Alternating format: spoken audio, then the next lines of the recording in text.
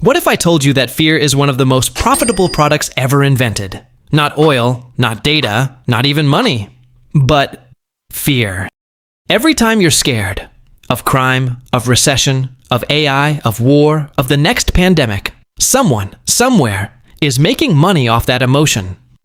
And here's the wild part. The more afraid people are, the more power they willingly give up. They trade freedom for comfort, privacy for safety, choice for control. So the real question isn't, why are people afraid? The real question is, who benefits from it? Fear has always existed. But in the modern world, fear isn't just an emotion anymore. It's a system. It drives markets. It justifies policies. It sells products. And it fuels entire industries. From 24-hour news cycles to surveillance tech, from defense contracts to AI monitoring systems, fear has become one of the most reliable business models in America. And this video isn't about conspiracy theories. It's about incentives. Because once you understand incentives, you understand power. Today, we're breaking down why fear is more profitable than freedom, how this system was built, and what it means for everyday people trying to live normal lives inside it. Fear sells because it bypasses logic. When people are afraid, they don't ask nuanced questions. They want simple answers and strong authority. And systems that promise protection thrive in that environment. Historically, every major expansion of government power in the US followed a moment of fear. After 9/11, the Patriot Act passed almost overnight. It massively expanded surveillance powers, reduced privacy protections, and normalized government monitoring, all in the name of safety. Most Americans supported it. Fear made it feel necessary. Now, let's fast forward to the 2020. The pandemic triggered another global fear cycle. Lockdowns, emergency powers, digital tracking, algorithmic enforcement.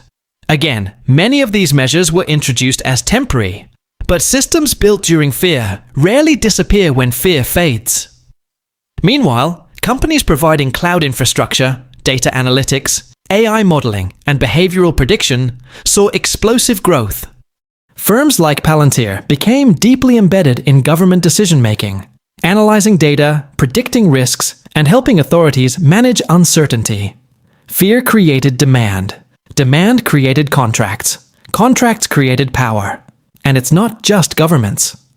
Financial markets are deeply fear-driven. Every recession headline moves billions. Every inflation scare shifts capital.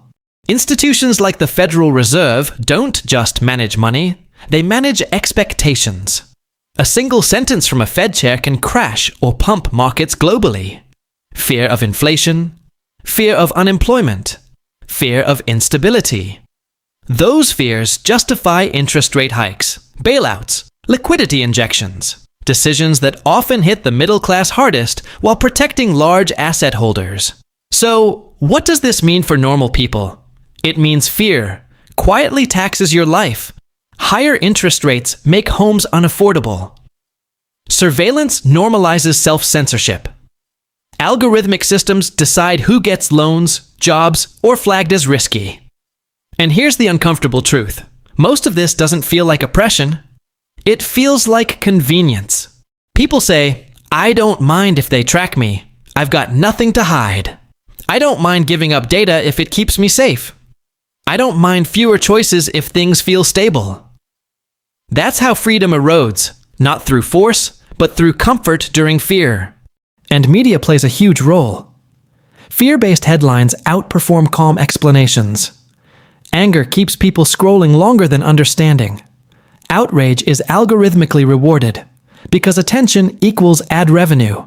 The system doesn't need to lie. It just needs to emphasize the scariest version of reality, over and over, until fear becomes the default emotional state. At that point, people stop asking, is this true? They ask, does this make me feel safe? And safety is always more expensive than freedom. So, here's the big takeaway.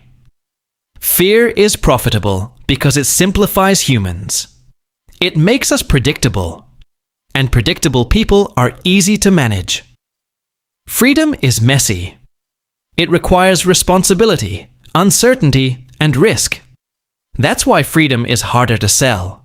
The future isn't about eliminating fear. That's impossible. It's about recognizing when fear is being used as leverage. The question isn't whether systems exist. The question is who controls them, and whether people still have the awareness to question them. Because the moment fear becomes permanent, freedom becomes optional.